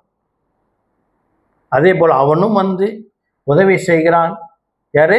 சீரியா உதவி செய்து இவருக்கு என்ன ஒரு கிடைக்குது, இவர் அந்த பாஷாவை மீட்டு கொண்டு விட்டு அந்த ராமாவையும் இவன் பிடிச்சு கொள்றான். சரியா? இப்ப மறுபடியும் தீர்க்கதரிசி ஆசாவை தேடி வருகிறார். வேறொரு தீர்க்கதரிசி. என்ன? 7வது வசனம், அக்காலத்திலே ஞான சிருஷ்டிக்காரனாகிய அனானி யூதாவின் ராஜாவாகிய ஆசாவிடத்தில் அவனை நோக்கி, நீர் உம்முடைய தேவனாய் கர்த்தரை சார்ந்து கொள்ளாமல் சிரியாவின் ராஜாவை சார்ந்து கொண்டபடியினால் சீரியா ராஜாவின் இராணுவம் உமது கைக்கு தப்பி போயிற்று. மிகவும் ஏராளமான ரதங்களும் குதிரை வீரரும் உள்ள எத்தியோப்பியரையும் லூபியரும் மகா சேனையா இருந்தார்கள் அல்லவா? நீ கர்த்தரை சார்ந்து கொண்ட போதே வெனில் அவர்களை உமது கையில் ஒப்பு கொடுத்தாரே. சொல்றாரு, முன்ன எத்தியோப்பியா வந்த பொழுதே ஆண்டவர் உன்னை காப்பாத்தினார் இல்லையா, நீ அவனை தேடி போன, நீ ஆண்டவர்ல வந்திருக்கணும் அப்படின்னு சொல்லிட்டு தம்மை பற்றி உத்தம இருதயத்தோடு இருக்கிறவர்களுக்கு தம்முடைய வல்லமையை விளங்க பண்ணும்படி கர்த்தருடைய கண்கள் பூமி எங்கும் உலாவி கொண்டிருக்கிறது. இந்த விஷயத்தில் மதி இல்லாதவனாய் இருந்தீர். இங்க பாருங்க எவ்வளவு அழகான ஒரு வசனம். தம்மை பற்றி உத்தம இருதயத்தோடு இருக்கிறவர்களுக்கு தம்முடைய வல்லமையை விளங்கு பண்ணும்படி கர்த்தருடைய கண்கள் பூமி எங்கும் உலாவி கொண்டிருக்கிறது. அல்லேலூயா. கிறிஸ்து பிரியமானவர்களே, கர்த்தருடைய ஆசை என்ன தெரியுமா? நாம் சுகமா இருக்க வேண்டும். நாம் சமாதானமா இருக்க வேண்டும். நம் வாழ்க்கையில கர்த்தர் சமாதானத்தை கொடுத்து நம் நல்ல சுகமே வாழணும் என்று அவர் விரும்புகிறார். உன் ஆத்துமா வாழுகிறது போல் எல்லாவற்றிலும் வாழ்ந்து சுகமா இரு என்று புதிய ஏற்பாட்டில் இருக்கிற வசனம். அப்போ ஆண்டவர் நம்மை ஆசீர்வதிக்க தேடுகிறார். வசனம் அருமையா மறுபடியும் படிக்கிறார். தம்மை பற்றி உத்தம இருதயத்தோடு இருக்கிறவர்களுக்கு நம் கர்த்தரிடம் உத்தமமாக இருக்க வேண்டுமா? ஆமென். தீமோத்தேயு கிட்ட பவுல் இதே சொல்றாரு, நீ உத்தமனா இரு அப்படின்றாரு. உத்தமனா இருக்கிறவனுடைய தம்முடைய வல்லமையை விளங்கும் பண்ணும்படி. கர்த்தருடைய வல்லமை யார் வாழ்க்கையில செயல்படுமா? கர்த்தருக்கு என்று உத்தமனா இருக்கும்போது. என்ன வாசிச்சீங்க இங்கிலீஷ்ல? ஹல்லேலூயா. அவரை முழுமையாக அவரோடு நம்ம இணைந்து இருக்கும் பொழுது கர்த்தர் அவருடைய வல்லமையை நம் வாழ்க்கையில கொடுப்பாராம். கர்த்தர் வல்லமை கூட இருக்கும்போது நமக்கு எதிராக என்ன வரும்? ஆமென். ஹல்லேலூயா. இருக்கும்படி கர்த்தருடைய கண்கள் பூமி எங்கும் உலாவிக் கொண்டிருக்கிறது. ஹல்லேலூயா. எவ்வளவு அழகான வசனம். கர்த்தர் டெய்லி பார்க்கிறாரு, யாரு எனக்கா உத்தமா இருக்கிறேன், யாருமே என்ன பார்க்கலங்க. ஆண்டவருக்கு உத்தமா இருக்கிறேன், ஆண்டவர் முழுமையா நேசிக்கிறேன், யாரும் என்ன பார்க்கல, யாருக்கு தெரிய மாட்டேங்குது. எனக்கு ஊழியமா கொடுக்க மாட்டாங்க, எங்கேயும் கூப்பிட மாட்டாங்க. கர்த்தர் தேடிக்கொண்டிருக்கிறார், அவர் பார்ப்பார். ஹல்லேலூயா. கர்த்தருக்கு மறைந்திருக்கிற ஒன்றுமில்லை.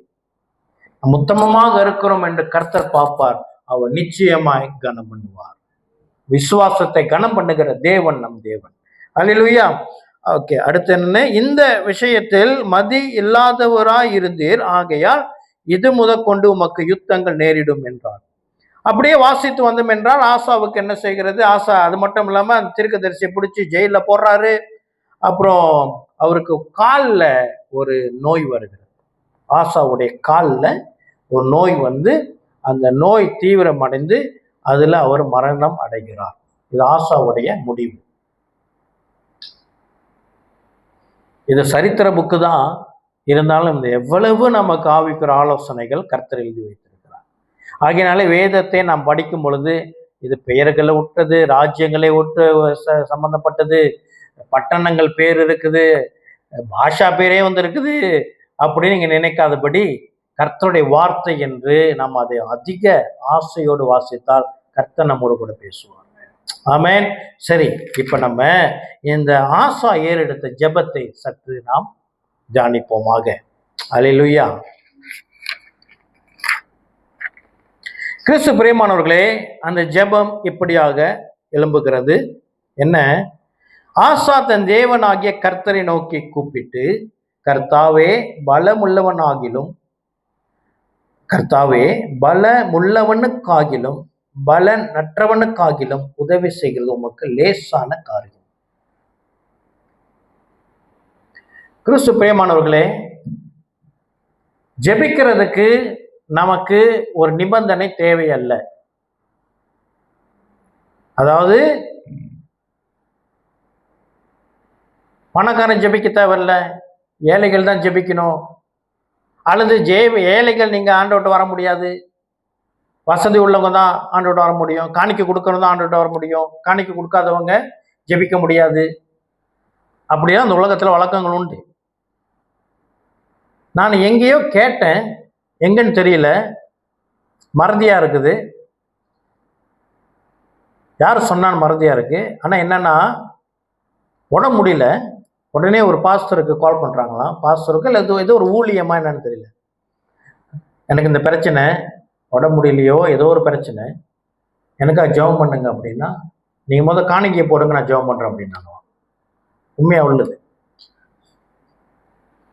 கிறிஸ்து பிரியமானவர்களே, இந்த ஜெபத்துல ஆசா தேவனை அப்படியாய் அறிந்தபடியினாலே, ஒரு ராஜா எவ்வளவு பிஸியா இருப்பார். ராஜாவிட நான் இன்னும் அலுவல் உள்ளவன் என்று யாராவது கை தூக்க முடியுமா? ராஜாவிட நான் பிஸிங்க. யாராச்சும் இருக்கிறீங்களா? ராஜாவை காட்டிலும் என்னுடைய பொறுப்பு அதிகம். ராஜாவை காட்டிலும் எனக்கு கீழாக இருக்கிற ஜனங்கள் அதிகம். யாராவது இருக்கிறோமா? அப்படியாப்பட்ட ராஜா தேவனுடைய குணாதிசயத்தை அறிந்திருக்க முடியும் என்று சொன்னார். நம்மால் முடியுமா இல்லையா? ராஜா ரசிக்கப்படல. ராஜா கிட்ட வேதம் இல்லை, அவர்கிட்ட இருந்தது பழைய ஏற்பாடு மாத்திரமே. ராஜாவுக்கு இயேசு தெரியாது, இயேசு பார்க்கல. ராஜாவிடம் புதிய உடன்படிக்கை இல்லை, ராஜாவிடம் கர்த்தர் பந்தி இல்லை, ராஜாவுக்கு சர்ச் இல்லை, ராஜாவுக்கு பாஸ்டர் இல்லை, ராஜாவுக்கு புதிய ஏற்பாடு உபதேசமும் இல்லை. இருந்த போதும் ராஜா தெளிவாய் அறிந்திருந்தான், என்ன, நீர் பலமுள்ளவனுக்காகிலும் பலன் அற்றவனுக்காகிலும் உதவி செய்கிறது லேசான காரியம். கர்த்தருடைய வல்லமையை தெளிவாய் நிச்சயமாய் அறிந்திருந்த ஒரு ராஜா இந்த ஆசா ராஜா. அந்த ஒரு வாக்கியம் தாங்க, ஹல்லேலூயா, ஒரு வசனம், ஜெபம், அழகான ஜெபம், கர்த்தர் விடை கொடுத்தார். அதுதான் முக்கியம். கர்த்தர் பதில் அளித்தார். என்ன அவர் சொல்லுகிறார்? அவர் முன்னுக்கு நிற்கிற ஆர்மியோட double the size, 1 million soldiers நிற்கிறாங்க. இவர் சொல்றாரு, பலன் உள்ளவனுக்காகிலும் பலன் இல்லாதவனுக்காகிலும் உமக்கு உதவுகிறது லேசான காரியம். உங்களுக்கு சின்ன காரியம் ஆண்டவர் இது. ஆமென். எத்தனை பேர் சொல்றோம், ஆமாங்க என்ன ஒண்ணு பிரச்சனை நிக்குது, எனக்கு கால்லாம் நடுங்குது, அப்படியே இதனால் மேற்கொள்ளவே இல்லை, மேற்கொள்ள முடியல, ரொம்ப பெருசா இருக்குது பார்க்கறதுக்கு. கர்த்தருக்கு லேசான காரியம். ஹல்லேலூயா, ஆமென். அவர் என்ன சொல்றாரு? நம்ம வாசிக்கிறோம், கற்பனை பண்றோம், அவ்வளவுதான். அவர் ஜெபத்தை நம்ம இன்னைக்கு தியானிக்கிறோம், எழுதி வச்சதை நம்ம தியானிக்கிறோம், சரியா? அவர் ஜெபம் செஞ்சாரு, கர்த்தர் ஆசீர்வதித்தார், உண்மை. ஆனால் இவர் முன்னுக்கு நிற்கிற அந்த இராணுவத்தை நேரா பார்க்கிறார். Very strong. அந்த மாதிரி பிரச்சனை நமக்கு வந்து இருக்குதா? சொல்லுங்க. நிச்சயமா நான் சொல்றேன், ஆசா சந்திச்ச மாதிரி அவ்வளவு பெரிய இராணுவத்தை, அவ்வளவு பெரிய சத்துருவை, அவ்வளவு பெரிய பிரச்சனைய, அவ்வளவு பெரிய நோய, அவ்வளவு பெரிய பொருளாதார வீழ்ச்சிய, அவ்வளவு பெரிய கடனை நம்ம சந்திச்சது இல்லை. ஆனாலும் ஆசாவோட விசுவாசம் என்ன சொல்லுகிறது? அவர்கிட்ட இருக்குது, அவர்கிட்ட ஆர்மி இருக்கு, 580,000 பராக்கிரமசாலிகள் இருக்கிறாங்க. ஒருத்தர் 2 பேரை போட்டாலும் ஆர்மியை தூக்கிடலாம். ஒரு சோல்ஜர் அங்கிட்டு வர 2 சோல்ஜரை போட்டா யுத்தத்துல ஜெயிக்க முடியும். ஆனால் ஆசாவோட விசுவாசம் என்ன? எனக்கு கர்த்தர் முன்னுக்கு நிற்கணும். ஆமென். நம்மகிட்ட பிரச்சனையை எதிர்கொள்வதற்கு நம்மகிட்ட ஞானம் உண்டு. We have ideas, we have resources. நம்மகிட்ட I have medical card. So what? அவர்கிட்ட போவோம். ஆமென். அவருக்கு இது லேசான காரியம். இதுல தான் பிரே ஓட்டனும் வருது. பிரே ஓட்டம் என்ன கற்றுக்கொண்டோம்? நாம் கர்த்தரை முதல்ல உயர்த்த வேண்டும். இப்ப இந்த ஜெபத்துல ஆசா தேவாதி தேவனை உயர்த்துகிறான். கர்த்தர் நீ பெரியவர், இங்க நிக்கிறவங்க எல்லாம் லேசானவர்கள், உமக்கு இது லேசான காரியம். இப்ப 1 மில்லியன் இப்ப இருக்கிற யுத்தத்தை நீங்க பாத்தீங்கன்னா, இப்ப எங்கெங்கெல்லாம் யுத்தம் நடக்குது அப்படின்னா, இஸ்ரேல்ல யுத்தம் நடக்குது, யுக்ரைன் ரஷ்யால யுத்தம் நடக்குது, இந்தியா பாகிஸ்தான்ல யுத்தம் நடக்குதான்றிச்சா? அது தற்காலிகமா நின்று இருக்குது, கொஞ்ச நேரம் திருப்பி வெடிக்கும், சரியா? இதுல எங்கேயுமே 1 மில்லியன் சோல்ஜர் நம்ம காதுல கூட கேட்க மாட்டோம். அவ்வளவு பேர் யுத்தத்துல இறங்கல. ஆனா இங்க 1 மில்லியன் சோல்ஜர்ஸ் நிக்கிறாங்களா முன்னுக்கு. ஆமென். அப்ப ஆசா சொல்றாரு, இது உங்களுக்கு லேசான காரியம் ஆண்டவரே. இந்த வார்த்தையை பதிச்சு வச்சுங்க. ஜெபத்துல இந்த பேட்டர்ன் நமக்கு இருக்கணும். ஆண்டவரே எனக்கு பிரச்சனைகள் இருக்குது உண்மைதான், ஆனா இல்லைன்னு அவரு மறுதளிக்கல. அவன் வந்துட்டான் அப்படி சொல்லிட்டு ஒரு போல சொன்னா உண்மை, வந்து நிக்கிறான் உண்மை. ஆனால் அவர்களை மேற்கொள்வது உமக்கு லேசான காரியம். நம்ம ஜெபத்துல இது இருக்கணும். ஆண்டவரே பிரச்சனைகள் இருக்கு உண்மை, நோய் இருக்கு உண்மை, ஆனால் கர்த்தர் இதிலிருந்து எங்களை விடுவிக்குவதற்கு இந்த பிரச்சனை உங்களுடைய பார்வைக்கு லேசான காரியம். எங்களுக்கோ அது பெருசு, ஆனால் உமக்கோ அது லேசான காரியம். ஆமென். அப்புறம் என்ன சொல்லுகிறார் இதுல? அவர் தேவனுடைய மகிமையை அவர் ஆண்டவர்கிட்ட சொல்றார். ஆண்டவருக்கு இது பிடிக்கும். ஆண்டவர் குறித்து நம்ம அவர்கிட்ட, அவர் கர்த்தர் பெரியவர், உங்களுடைய மகத்துவம் பெருசு அப்படிலாம் சொல்லும் பொழுது கர்த்தர் இதை பிரியப்படுகிற தேவன். அவர் துதிக்குள் வாசம் செய்கிற கர்த்தர். கர்த்தரை துதிக்கிறதற்கு நமக்கு ஒரு வழி, ஒரு பாயிண்ட் ஆசாவுடைய ஜெபத்தை நம்ம கற்றுக்கொள்கிறோம். என்ன? என்னுடைய பிரச்சனை காட்டிலும் நீர் பெரியவர் அல்லவா. தினந்தோறும் நம்ம அதை செய்யணும். இந்த நாள்ல நான் சந்திக்க போகிற சவால்களை காட்டிலும் நீர் பெரியவர். நான் வீட்டில் வெளியே போறேன், என்னென்னலாம் காத்திருக்குன்னு தெரியல. நாய் வருதா, பூனை வருதா, கரடி வருதா, புலி வருதா, சிங்கம் வருதா, எது வந்தாலும் சரி, நீர் பெரியவர். நீர் என்னோட கூட வாரும். புதிய ஏற்பாடுல இன்னொரு பெரிய ஸ்லாக்கியம், நீங்க என்ன மாத்திரு, உங்களை போல மாத்திருங்க ஆண்டவரை. ஆண்டவர் முன்னுக்கு போறாருங்க. யாரு அந்த ஒரு உதாரணம், இந்த மரம் எல்லாம் கீழே புலி நிக்குது, மேல பாம்பு இருக்குது, குளவி கூடு இருக்குது, கீழே என்னது முதலைகள் இருக்குது ஆத்துல. ஆமென். கர்த்தர் நல்லவர். சரி, அடுத்து என்ன? அவருடைய அன்பை குறித்து அல்ல பேசுகிறார். அவருடைய அன்பு பெருசு, அவருடைய மகிமை பெருசு, அவருடைய மகத்துவம் பெரியது, அவருடைய கிருபை பெரியது, எல்லாம் அந்த ஒரு இதுல ஒரு வார்த்தையில் அடங்குது. என்னது? பலம் உள்ளவனுக்காகிலும் பலனற்றவனுக்காகிலும் உதவுகிறது உமக்கு லேசான காரியம். ஆமென். அப்ப ஒருவேளை இந்த பிரச்சனைகளை சந்திக்க நம்ம கிட்ட மேட்ரு இல்லை, ஏதோ ஒரு பிரச்சனை, கடனிலிருந்து நான் மீட்டுக் கொள்வதற்கு கடன் அடைக்கணும் தானே, அடைச்சா தானே பிரச்சனை தீரும்.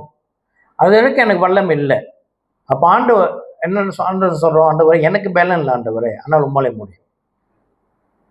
நான் கடந்து போகிற இந்த கடன் பிரச்சனையிலிருந்து வெளிவரதுக்கு என்னால முடியாது, ஆனால் உம்மால் முடியும். ஆகியனாலே கர்த்தர் உதவி செய்யும். அப்படி ஜெபிக்க வேண்டும், கர்த்தர் செய்வார். ஆமென். அப்புறம் இதுல என்ன சொல்லுகிறார் என்றால், அடுத்த வசனம் அது தொடர்ச்சியாக, உம்மை சார்ந்து உம்முடைய நாமத்தில் ஏராளமான இந்த கூட்டத்திற்கு எதிராக வந்தோம். என்னவா? இவர் சொன்னாரு, பிரச்சனை இருக்குது, பிரச்சனை வேணான்ட்டு நான் பயந்து ஓடல, இருந்தாலும் நான் வந்து நிற்கிறேன். கிறிஸ்து பிரியமானவர்களே, பிரச்சனைகளை கண்டு நாம் ஓடி ஒழியக்கூடாது. எதுவாக இருந்தாலும் சந்திக்க வேண்டும். எந்த நம்பிக்கையில சந்திக்க வேண்டும் என்றால், உம்மை சார்ந்து உம்முடைய நாமத்தில், அல்லேலூயா, கர்த்தருடைய நாமத்தை உடையவர்களாக நம்ம போய் நிற்கணும். இதை எப்பெல்லாம் நம்ம செய்ய வேண்டும் என்றால், கிறிஸ்து பிரியமானவர்களே, ஒவ்வொரு நாள் பிஃபோர் வி ஸ்டார்ட் அவர் டே, நம்முடைய நாளை நாம் தொடங்குவதற்கு முன்பதாக எப்படியாப்பட்ட ஒரு ஜெபத்தோடு கூட நாம் இந்த உலகத்தை சந்திக்க வேண்டும். ஆண்டவரே, எனக்கு முன்னுக்கு நிற்கிறது என்னன்னு தெரியல, நான் வேலைக்கு போறேன், போறது முன்னுக்கு நான் போற வழியில என்னென்ன தீங்கு, என்னென்ன கெடுத்து இருக்குன்னு தெரியல, நான் சாப்பிட போகிற உணவுல என்னென்ன தீங்கு இருக்குன்னு எனக்கு தெரியாது, போற வழியில என்னென்ன மாதிரி இடர்கள் வரணும் எனக்கு தெரியாது, நான் வேலை செய்கிற இடத்துல, வியாபாரம் செய்கிற இடத்துல, தொழில் செய்கிற இடத்துல என்னென்ன பிரச்சனை எனக்கு காத்திருக்குன்னு எனக்கு தெரியாது. திரும்பி வரும்பொழுது வருகிற பாதையில என்னத்தை சந்திக்க போகிறேன், என்னென்ன ஆபத்து வருது, எவன் வந்து மோத போறானோ, நான் போய் யாரும் மோத போறனோ, அல்லது வாகனம் எங்க நிக்க போதோ, வாகனத்துக்கு என்ன நடக்க போகுதோ, நான் இல்லாத நேரத்துல வீட்டுல என்ன நடக்க போகிறதோ, வீட்டுல என்ன விபத்து நடக்க போகிறதோ, என்ன பிள்ளைகளுக்கு நிலைமை என்னவோ, பிள்ளைகள் படிக்க போகிறார்கள் அங்க என்ன நிலை,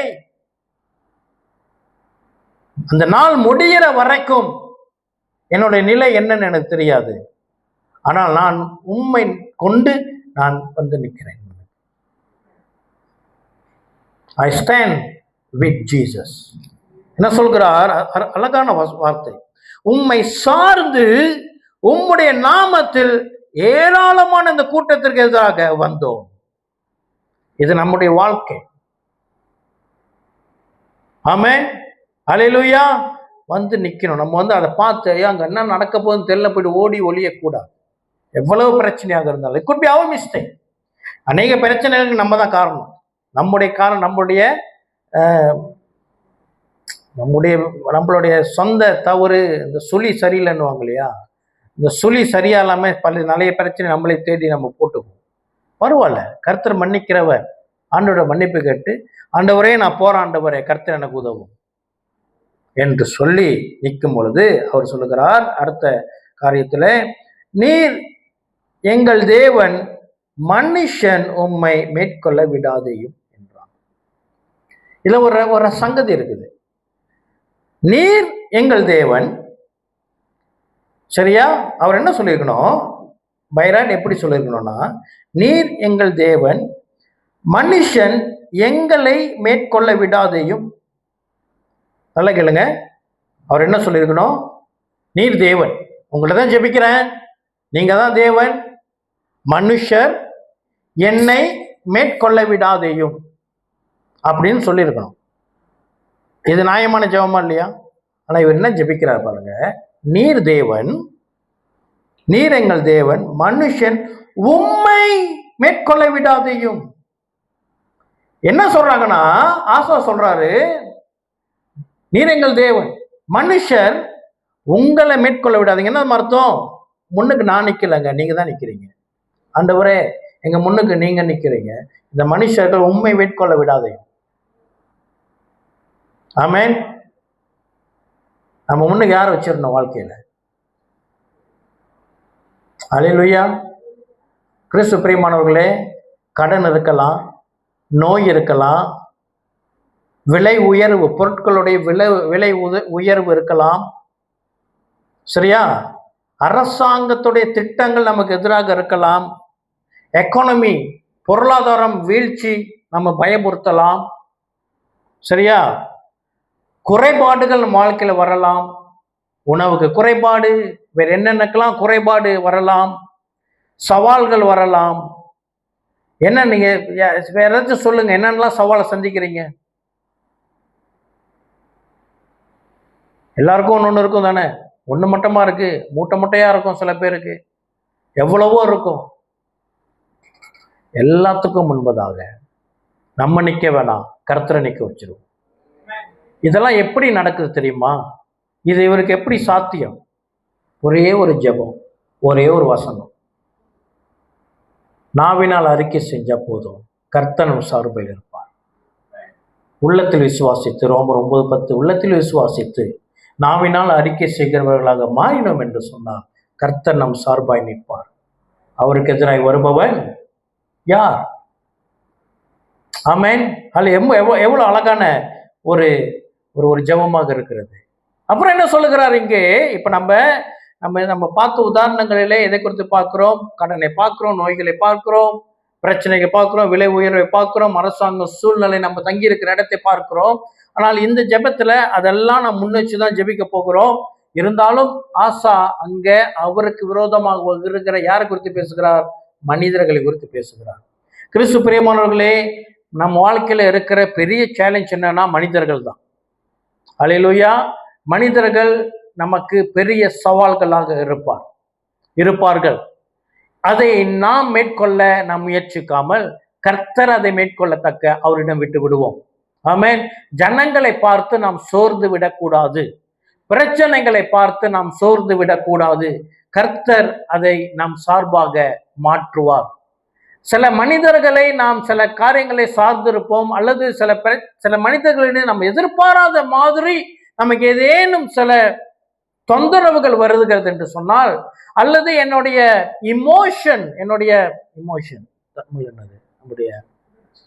நம்முடைய உணர்ச்சி பூர்வமாக நம்ம பாதிக்கப்படுகிறோம் என்று சொன்னால், நாம் அதுக்கு இடம் கொடுக்காமல் இருக்க வேண்டும். ஆமென். கர்த்தரை சார்ந்திருப்போம். இந்த ஏதோ ஒரு பிரச்சனை நம்மளை ஏதோ ஒரு நபர் என்னை குத்திக்கிட்டே இருக்கிறாருங்க, ஒரு நபரிடமிருந்து எனக்கு பிரச்சனை வந்துகிட்டே இருக்குதுங்க அப்படின்னா என்ன செய்ய வேண்டும்? நாம் எதிர்பார்க்க வேண்டாம், அவரை மாற்றிக்கொள்வார் என்று. அன்னைக்கு நேரத்தில் நம்ம ஏமாந்த போறது தான். இந்த மனுஷன் என்னைக்கு தான் மாறுறான்னு எனக்கு தெரிய மாட்டேங்குது. அன்னைக்கு மனைவிகளுடைய புலம்பல் இது. இந்த மனுஷன் எப்பதான் மாற போறான்னு தெரியலையே. அன்னைக்கு புருஷன்மார்களுடைய புலம்பலும் இதுதான், மனைவி எப்பதான் மாற போறாங்க தெரியலையே அப்படின்னு. அன்னைக்கு பிள்ளைங்களுக்கு ஒருவேளை இந்த புலம்பல் இருக்கலாம், ஏன் அப்பா அம்மா கத்திக்கிட்டே இருக்கிறாங்க, எப்ப மாற போறாங்க தெரியல. அல்லது சில பெற்றோருக்கு ஒரு புலம்பல் இருக்கும், ஐயோ எப்பதான் அதுக்கு மாற, எப்பதான் உருப்பட போகுதுன்னு தெரியலையே அப்படின்னு சொல்லி. சரியா? ஊழியர்களுக்கும் இருக்கும், எப்பதான் இந்த ஆடுகள் மாறப்போதும் தெரியலையே அப்படின்னு. சில ஆடுகளுக்கு இருக்கும், எப்பதான் இந்த தாடிக்காரன் போக போறான்னு தெரியலையே அப்படின்னு சில இருக்கும். கிறிஸ்து பிரியமானவர்களே, நாம் எதிர்பார்க்கதை விட்டு நம்ம மாறுவோம். ஒரு நபர் எனக்கு எதிராக இருக்கிறார் என்றால் நான் என்னை மாற்றிக்கொள்ளுகிறேன்.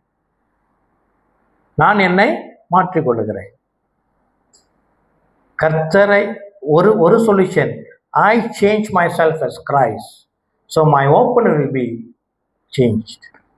அவர் ஆட்டோமேட்டிக்காக மாற்றப்படுவார். ஆமென்.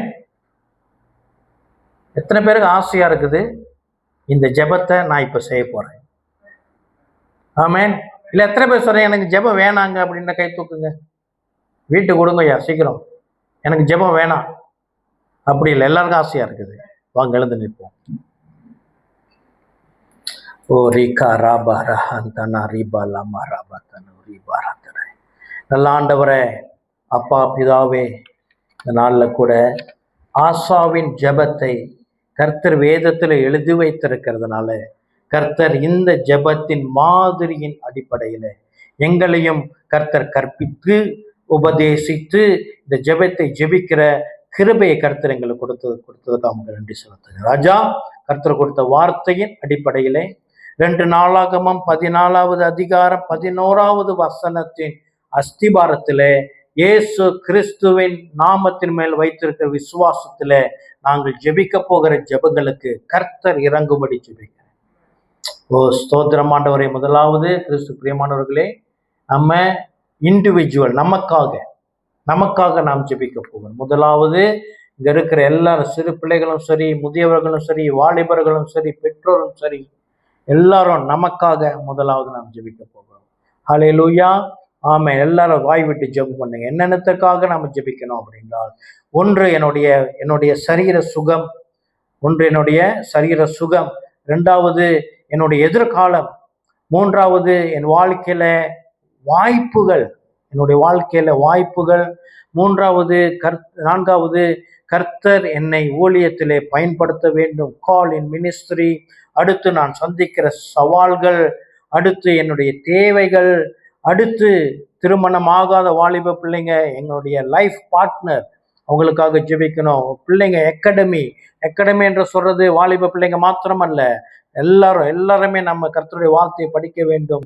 தொழில் பிஸ்னஸுக்காக நமக்காக நாம் ஜெபிக்க போகிறோம். கர்த்தர் இறங்குவார். ஆசா தனக்காகவும் தன்னுடைய ஜனத்திற்காகவும் தேசத்திற்காகவும் ஜெபித்தான். இன்று நாம் ஜெபிப்போம். கண்களை மூடி. ஓ தகப்பனே, உமக்கு நன்றி செலுத்துகிறோம் ராஜா. இந்த நாள்ல கர்த்தர் எங்கள் வாழ்க்கையில இறங்குற தேவன். ஆண்டவரே, எங்களுடைய சுகம், எங்களுடைய சுகாதாரம், எங்களுடைய எதிர்காலம், ஆண்டவரே எங்கள் வாழ்க்கையில கர்த்தர் நியமித்த ஆப்பர்ச்சுனிட்டி, வாய்ப்புகளுக்காக ஆண்டவரே, இதோ ஊழியத்து அழைப்பு, கர்த்தர் எங்களை அழைத்தீர் அல்லவா, எங்களுக்கு கர்த்தர் ஊழிய பாரத்தை கொடுத்திருக்கிற அல்லவா, கர்த்தர் எங்களுக்கு என்ன ஊழியத்தை நியமித்திருக்கிறீரோ அதற்காக ஜெபிக்கிறோம். ஆண்டவரே, வாழ்க்கையில் நாங்கள் சந்திக்கிற சவால்கள், ஆண்டவரே, நண்பர்கள் மூலியமாக வருகிற சவால்கள், உறவினர்கள் மூலியமாக வருகிற சவால்கள், குடும்பத்தில் வருகிற சவால்கள், வேலை செய்கிற இடத்துல வருகிற சவால்கள், அக்கு பக்கம் குடியிருக்கிறவர்களிட வருகிற சவால்கள், பிற இனத்தினரிடமிருந்து வருகிற சவால்கள், ஆண்டவரே எல்லாவித சவால்களினாலும், ஆண்டவரே பண வீழ்ச்சி என்ற சவால்களினாலும், என்னென்ன பிரச்சனைகள் நாங்கள் சந்திக்கிறோமோ, ஆண்டவரே நாங்கள் தொழில் செய்கிற இடத்துல வருகிற சவால்கள், நாங்கள் விளையாடுகிற இடத்துல கேம்ஸ், அந்த ஸ்போர்ட்ஸ்ல இருக்கிற சவால்கள், இவ்வாறான எந்தெந்த சவால்களை சந்திக்கிறோமோ அதுக்கு முன்பதாகவும் கூட, அது மாத்திரமல்லாமல் எங்களுடைய தேவைகள், ஆண்டவரே எங்கெங்கெல்லாம் எங்களுக்கு என்னென்ன தேவை இருக்கிறதோ, எங்களுக்கு தேவை சந்திக்கப்படாம இருக்கிற இடத்துக்காக கூட, even pray for that area also Lord.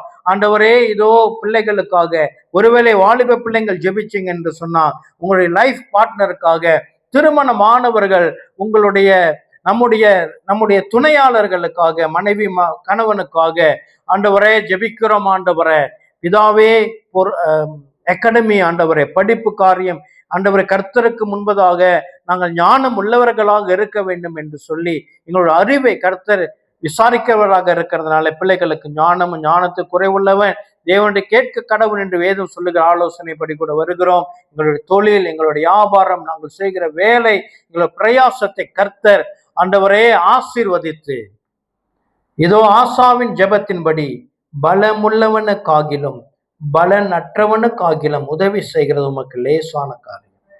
ஆண்டவரே, எங்களுடைய வாழ்க்கையிலே கர்த்தர் உதவுகிறது. நாங்கள் சந்திக்கிற எங்களுடைய பாரம், எங்களுடைய நோக்கம், எங்களுடைய வாஞ்சை, எங்களுடைய எதிர்காலம், எங்களுடைய சிந்தையிலே நாங்கள் ஏந்தி கொண்டிருக்கிற அனைத்து பாரங்களும் கர்த்தருக்கு முன்பதாக அது லேசான காரியமாக இருக்கிறது. ஆண்டவரே, உம்முடைய லேசான காரியத்தை கர்த்தர் சந்திக்கும்படி, கர்த்தர் அதுக்கு பதில் கொடுக்கும்படி ஜெபிக்கிறோம். ஆண்டவரே, கர்த்தர் இறங்கும், கர்த்தர் எங்களுக்கு பதில் தாரும் ராஜா. ஆசாவினுடைய மாடலில ஜெபிக்க கர்த்தர் எங்களுக்கு கற்றுக் கொடுத்ததுக்கு நன்றி.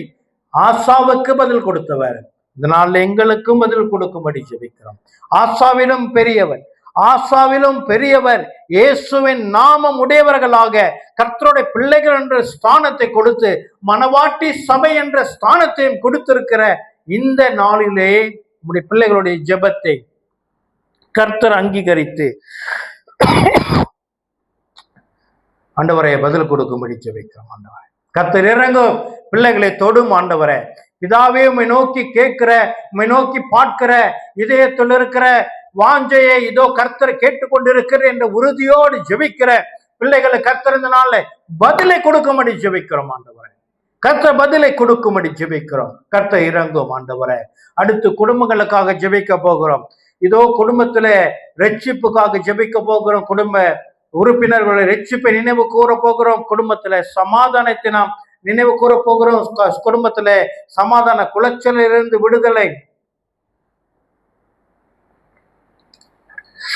உறவு, குடும்பத்தில் இருக்கிற உறவுகளில் இருக்கிற பிளவு, உறவுகளில் இருக்கிற சவால்கள், குடும்பத்துடைய தேவைகள், குடும்பத்துடைய எதிர்காலம், குடும்பத்துக்கு எதிராக எழும்புகிற சத்துரு, பொறாமை, பில்லி சூனிய, மந்திரவாதம், இது எல்லாத்துக்கும் எதிராக நாம் ஜெபிக்க போகிறோம். கர்த்தர் நம்ம கூட இறங்குவாராக. தகப்பனே, இதோ குடும்பங்களுக்காக பெற்றோர் பிள்ளைகள் எல்லாரும் ஜெபம் பண்ணுவோம். எல்லாருக்கும் குடும்பம் இருக்கிறது அல்லவா? நம் குடும்பங்களுக்காக ஜெபம் பண்ணுவோம், நண்பர்களுக்காக ஜெபம் பண்ணுவோம். ஆமென், ஹல்லேலூயா. ஆண்டவரே, தகப்பனே, கர்த்தர் இறங்கும்.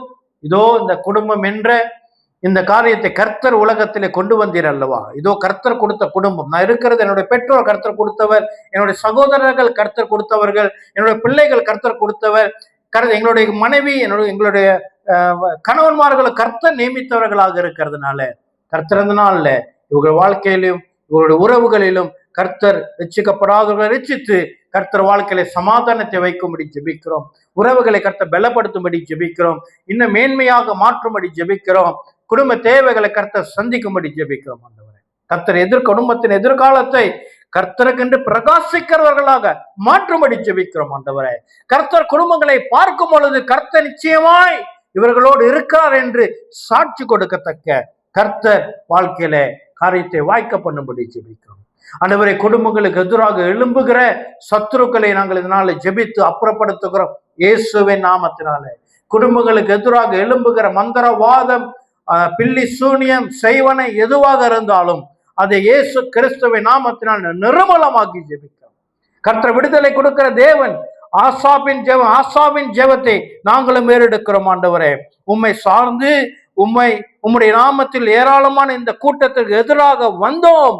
கர்த்தாவே, நீர் எங்கள் தேவன், மனுஷன் உம்மை மேற்கொள்ள விடாதையும் அப்படின்னு நாங்களும் ஜெபிக்கிறோம். ஆண்டவரே, எங்களுக்கு முன்பதாக கர்த்தரை நாங்கள் வைத்திருக்கிறோம். எங்களுக்கு முன்பதாக, எங்கள் குடும்பத்துக்கு முன்பதாக கர்த்தர் முன் நிற்கிறீர் அல்லவா? உம்மை தாண்டி எங்களை எதுவும் அணுகாதபடி கர்த்தர் எங்களை பாதுகாக்கிற தேவனாக இருக்கிறதுக்காக முதன்கண் நன்றி சொல்லி, தகப்பனே, எங்களுடைய மீறுதல் நிமித்தம், எங்களுடைய கீழ்ப்படியாமை நிமித்தம், நாங்கள் வேதத்தை மறந்ததின் நிமித்தம், பாவம் செய்ததின் நிமித்தம், ஒருவேளை நாங்கள் கர்த்தர் விட்டு பிரிந்து வேண்டும் என்று சொன்னால் கர்த்தர் எங்களையும் குடும்பத்தையும் பெற்றோரையும் உறவினர்களை கர்த்தர்னால மன்னிக்கும்படி, பிள்ளைகளை கர்த்தர் மன்னிக்கும்படி ஜெபிக்கிறோம். எங்க நண்பர்களை மன்னிக்கும்படி ஜெபிக்கிறோம். கர்த்தர் இறங்கி எங்களை பாதுகாக்கும்படி அனுகூலகம் செய்யும்படி ஜெபித்து ஒப்பு கொடுக்கிறோம் ஆண்டவரே. அப்பா, அந்த வேலையில கூட சபைக்காக வருகிறோம் ஆண்டவரே. சர்ச் ஆஃப் ஷெக்கினா குளோரிக்காக வருகிறோம் ஆண்டவரே. கர்த்தர் இறங்கும், கர்த்தர் சபையை பெருக பண்ணும் ஆண்டவரே. இங்க இருக்கிற எல்லா நாட்காலிகளும் நிறமட்டும் ஆண்டவர். ரட்சிக்கப்படுகிறவர்களை கர்த்தர் அனுதினம் சபையில சேர்க்கிறேன் என்று வேதம் சொல்லுகிறபடி இந்த கில்லான் வட்டாரத்தில் ரட்சிக்கப்படுகிறவர்களை கர்த்தர் இங்க வந்து சேர்க்கும்படி ஜெபிக்கிறோம். தேவராஜ்யம் கட்டப்படும்படி ஜெபிக்கிறோம் ஆண்டவரே. இதாவே எங்க பிள்ளைகள் தேவனுடைய அறிவிலும் வேத வசனத்திலும் பெருக பண்ணும்படி ஜெபிக்கிறோம். வேத அறிவு பிள்ளைகளுக்கு பெருகட்டும் இயேசுவின் நாமத்தினால. வேத கல்வியிலே படிக்கிறவர்களாக, கர்த்தருக்கென்று ஊழியம் சேர்க்கிறவர்களாக அப்போஸ்தலர்களை கர்த்தர் எழுப்பும்படி ஜெபிக்கிறோம் ஆண்டவரே. பிதாவே, தீர்க்க தரிசிகளை கர்த்தர் எழுப்பும்படி ஜெபிக்கிறோம். பிதாவே, இதோ சுவிசேஷர்களை கர்த்தர் எழுப்பும்படி ஜெபிக்கிறோம். மேய்ப்பர்களை எழுப்பும்படி ஜெபிக்கிறோம். போதகர்களை கர்த்தர் எழுப்பும்படி ஜெபிக்கிறோம். வேத வல்லுநர்களை கர்த்தர் சர்ச் ஆஃப் ஷெக்கினா குளோரியிலிருந்து எழுப்பும்படி ஜெபிக்கிறோம். வேத ஆராய்ச்சியாளர்களை கர்த்தர் இங்கிருந்து எழுப்பும்படி ஜெபிக்கிறோம். வேதத்தை ஆராய்ந்து வேதத்திற்கு வேதத்தின் புத்தகங்களை எழுதுகிறவர்களை கர்த்தர் எழுப்பும்படி ஜெபிக்கிறோம். பிள்ளைகள் கர்த்தருடைய புத்தகங்களை எழுதுகிறவர்களாக, வேத குறிப்புகளுக்கான கதைகளை எழுதுகிறவர்களாக கர்த்தர் இங்கிருந்து பிள்ளைகளுடைய கைகளின் பிரயாசத்தை ஆசீர்வதிக்கும்படி ஜெபிக்கிறோம் ஆண்டவரே. பிதாவே, சர்ச் ஆஃப் ஷெக்கினா குளோரியிலிருந்து கர்த்தருக்குன்னு கிறிஸ்தவ புஸ்தகங்கள், பாடல் புத்தகங்கள், பாடல் இசைக்கிறவர்களை கர்த்தர் இன்னும் அதிகமாக கர்த்தர் எழுப்பும்படி ஜெபிக்கிறோம் ஆண்டவரே. கர்த்தர் இறக்கும், கர்த்தர் இறங்கும், கர்த்தர் செய்யும். எங்கள் பாஸ்டருக்காக ஜெபிக்கிறோம் ஆண்டவரே. கர்த்தர் அவரை ஆசீர்வதித்து இன்னும் ஊழியத்தில் பெருகும்படி ஜெபிக்கிறோம் ஆண்டவரே. எல்லா விசுவாசிகளுக்காக ஜெபிக்கிறோம். எல்லாம் குறையும் நீங்கட்டும் இயேசுவின் நாமத்தினால. கர்த்தர் சமாதானத்தை கொடும்.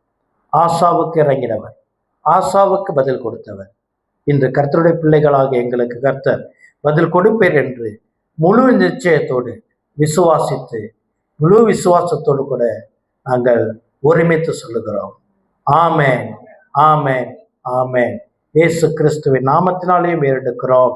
கர்த்தர் எங்களுக்கு இறங்குகிறார். ஆமென், ஆமென், ஆமென்.